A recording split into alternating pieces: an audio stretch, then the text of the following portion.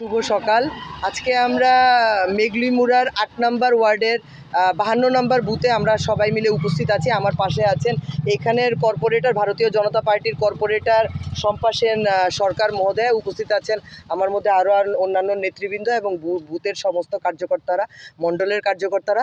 তো এইখানে যে সাড়াটা আমরা পাচ্ছি, দেখুন নরেন্দ্র মোদীজি হচ্ছে গিয়ে নিজেই একটা সিম্বল, নিজেই একটা ফেস, যার দরুনে কোনো মানে ভারতবর্ষের পুরোই কিন্তু ওনার নামে, কেননা উনি যে কাজকর্মগুলো করেছে মানুষদের বিশালভাবে আমরা ভীষণভাবে সাড়া পাচ্ছি, কেননা ওনার কাজের প্রশংসা, ওনার কাজের আশীর্বাদই উনি এখন গ্রহণ করতে যাচ্ছেন আগামী লোকসভা নির্বাচনে।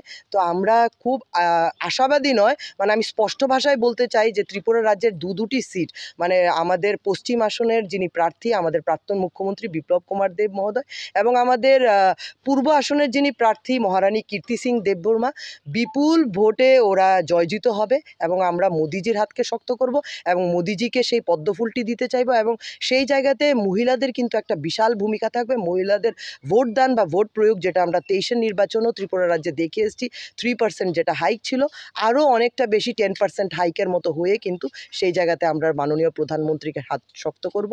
এবং ৬ আগরতলার মধ্যে ব্যাপক সাড়া পাওয়া যাচ্ছে এবং নিশ্চয়ই নরেন্দ্র মোদিজির পক্ষে থাকবে, পদ্মফুল চিহ্নের পক্ষে থাকবে, ভারতীয় জনতার পক্ষে থাকবে প্রত্যেকটা ভোটারের ভোট।